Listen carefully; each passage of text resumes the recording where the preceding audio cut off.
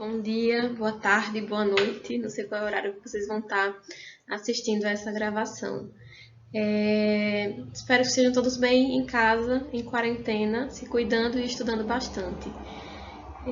A gente tem que fazer a nossa parte, por isso essas gravações das aulas. Provavelmente isso vai perdurar aí pelas próximas semanas, mas eu acredito que não é só uma questão de necessidade, é uma questão também de aproveitamento, né? A gente vai ter a oportunidade, então, de nos ajudar uns aos outros enquanto sociedade, se mantendo em casa, e ainda assim aproveitar o nosso semestre e adquirir conhecimento. A aula de hoje é a continuação da aula da última sexta-feira. Vocês lembram que foi que a gente tratou na última sexta-feira? A gente estava falando sobre direito de propriedade, não é isso? Estamos em direito das coisas. Vimos que o direito das coisas ele é repartido entre o poder da posse e os direitos reais. Discutimos posse, vimos quais são os tipos de posse, os efeitos da posse, quais são as garantias do possuidor. E em seguida entramos no campo dos direitos reais. Aí nos direitos reais começamos pelo direito real mais importante de todos, que é o direito de propriedade. A gente viu o que é o direito de propriedade, a gente viu quais são os poderes inerentes ao proprietário e a gente começou a discutir como é que o direito de propriedade ele é adquirido. Lembram disso? Está no caderno de vocês. Aquisição da propriedade imobiliária. A gente viu que a propriedade imobiliária, os imóveis, eles dependem de registro. Lembram disso? Para eu comprar uma casa, não basta eu pagar o preço, não basta eu receber as chaves, não basta eu fazer a minha mudança para dentro da casa. Eu ainda não sou dona. Eu tenho que fazer o quê? Eu tenho que, a depender do valor do imóvel, o valor que é a prefeitura que vai determinar de acordo com a tabela lá deles, lavrar uma escritura pública, ou se tiver menos, se o valor que a prefeitura entende daquele imóvel é inferior a 30 vezes o valor do salário mínimo, com o próprio contrato particular. Eu vou lá registrar no cartório onde o imóvel está matriculado. Então, é assim, via de regra, que a gente adquire propriedade imobiliária. Mas esse é o único jeito de adquirir propriedade imobiliária? Será que não tem outras maneiras? A gente começou a ver que o tempo de posse, aquela posse que a gente estava estudando nas semanas passadas, ela também vai garantir a aquisição da propriedade. Então, a forma de aquisição da propriedade mediante o decurso do tempo, em razão do tempo de posse, é chamada de uso capião. Uso capião não é um direito, uso capião não é um instituto, uso capião é uma forma de aquisição da propriedade, é um jeito de adquirir propriedade. Da mesma forma que a compra é um jeito de adquirir propriedade, uso capião também é. A gente começou a estudar uso capião, não foi? Salvo engano, a gente já viu, a gente já discutiu uso capião extraordinária e uso capião ordinária. São essas que vocês estão vendo aí no slide. Uso capião extraordinária e uso capião ordinária seriam as duas formas mais comuns, mais regulares de uso capi, isto é, de adquirir propriedade mediante uso capião.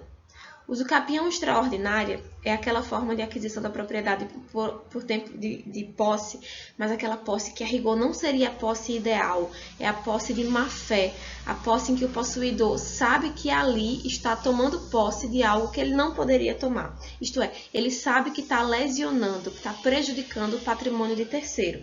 Então, no uso capião extraordinária não tem boa-fé, mas já se passou tanto tempo, já se passou 15 anos, aquela pessoa, apesar de não ter boa fé, apesar de não ter um justo título, isto é, não ter um contrato, um documento, um recibo, algum documento juridicamente reconhecido que lhe dê a convicção de que ele poderia ter aquela posse ou até a mesma propriedade, apesar de não ter nada disso, já está lá há tanto tempo, por 15 anos. 15 anos em que essa posse ela não foi contestada, o verdadeiro proprietário não se opôs, não ajuizou nenhuma daquelas ações possessórias, não pediu ação reivindicatória, que é o direito do proprietário, o direito de reivindicar, de reaver a coisa. Esse direito de reaver é protegido por uma ação chamada de ação reivindicatória. Então, o proprietário não fez nada. Apesar do possuidor não ter boa-fé, não ter justo título, essa posse ela foi ininterrupta pelo tempo de pelo menos 15 anos. Ninguém se opôs. Então, por causa disso, o possuidor vai se tornar dono da coisa, vai se tornar proprietário, vai adquirir o domínio completo. Então, ele passa de mero possuidor a verdadeiro proprietário, por assim dizer. Lembram disso? Falei também para vocês que esse tempo de posse de usucapião extraordinária pode ser reduzido de 15 para 10 anos. Como? Em que circunstâncias? Se o possuidor ele realizou obras enquanto estava ali naquela posse ininterrupta, sem oposição, ou se ele fez daquele imóvel a sua moradia. Então, na maior parte das vezes isso acontece, ou a realização de obras ou a moradia. Então, o uso capião extraordinário muitas vezes vai acontecer, vai ser declarado pelo juiz, não com 15 anos, mas com 10 anos. Falei também para vocês que, apesar de haver essa proteção, essa forma de uso capi na posse de má-fé, a rigor, a posse de boa-fé, ela é mais juridicamente protegida. Então, por causa disso, a gente tem o uso capião ordinária.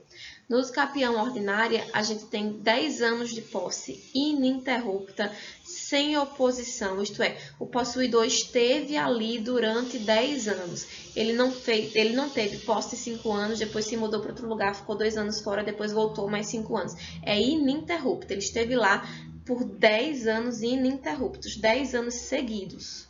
Além disso, durante esses 10 anos seguidos, não houve o ajuizamento de nenhuma ação que contestasse essa posse.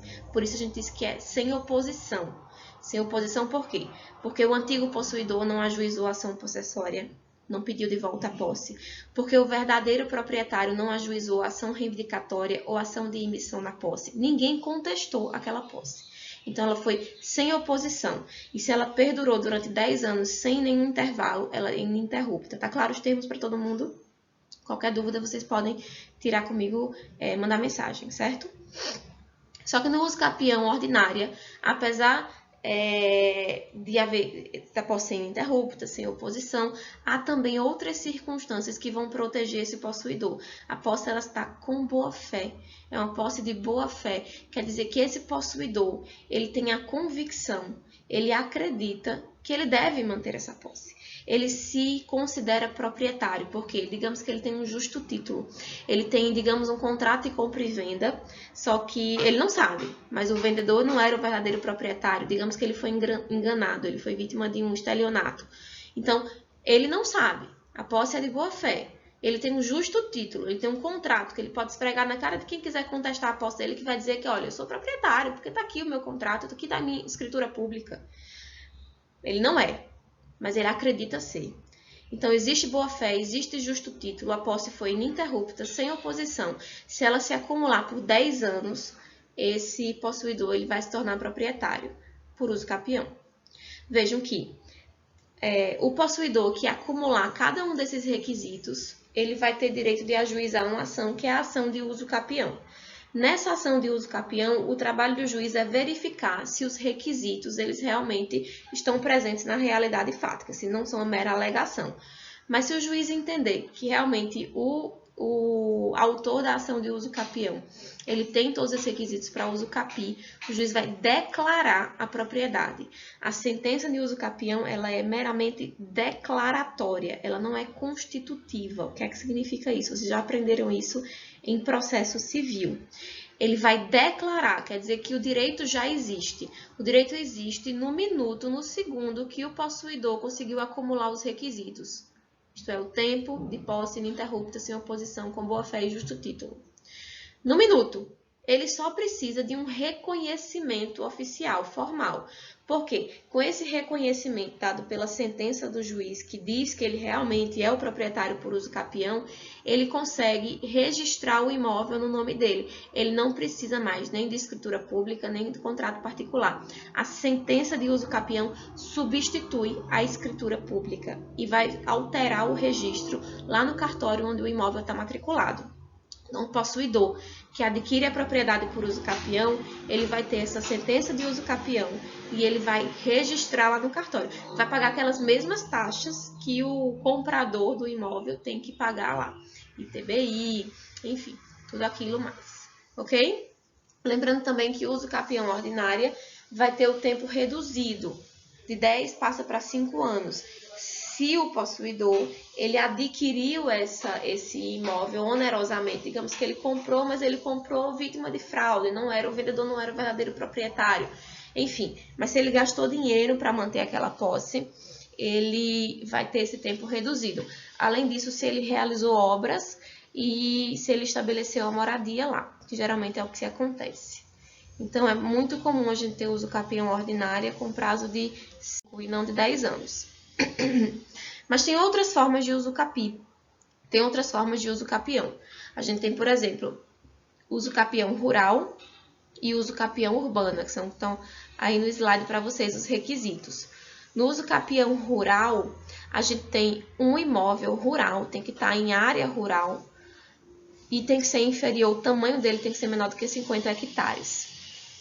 Saiu com acento aí, mas é HA, 50 HA, que é o símbolo para hectare. Tem que ser menos de 50 hectares. O possuidor, portanto, no uso capião rural, está num imóvel rural, tem que ser rural, de menos de 50 hectares. É um imóvel pequenininho. Ele está lá produzindo, está plantando, seja uma hortinha, seja uma pequena safra de algum tipo de bem que ele vai vender. Mas ele está produzindo, ele está criando gado, bode, galinha, enfim. Ele está produzindo naquela terra. E ele ali faz a sua moradia. São dois requisitos, não é um ou o outro, não. Ele está lá no imóvel rural, manteve a posse deste imóvel rural por pelo menos 5 anos. Este imóvel não ultrapassa 50 hectares. Lá nesses 50 hectares ele produz e ele mora. E essa posse se deu sem oposição, ninguém veio contestar a posse. E é ininterrupta, ele está lá há 5 anos ininterruptos. Acumulando todos esses requisitos, ele vai ter direito então ao uso capião rural. Então, ao invés de ter que se classificar esse possuidor, ele não precisa se classificar dentro do campo de uso capião extraordinário ou de uso capião ordinária. Ele não precisa justificar boa fé ou má fé. O tempo vai ser de 5 anos, é o menor, não é 15 anos da uso capião extraordinária, não é 10 anos da uso capião ordinária. São só 5 anos, se o imóvel não ultrapassar 50 hectares e ele estiver lá morando e produzindo. Então, é uma facilitação, é uma forma de garantir a função social da propriedade. É uma forma de garantir que o pequeno produtor, a pessoa que está ali produzindo no dia a dia, que a rigor não teria outro lugar para viver, ele se mantenha na terra onde já está há pelo menos 5 anos. Entendido? A contrapartida é a uso capião urbana. Então, se o imóvel não é um imóvel rural, se o imóvel for um imóvel urbano, a gente vai ter também esse prazo de posse, esse tempo de posse de apenas 5 anos.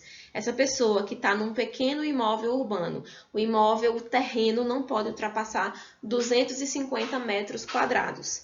Então, eu estou num imóvel que não ultrapassa 250 metros quadrados e eu moro, ali é a minha moradia, ali é onde eu fiz meu lar, minha casa.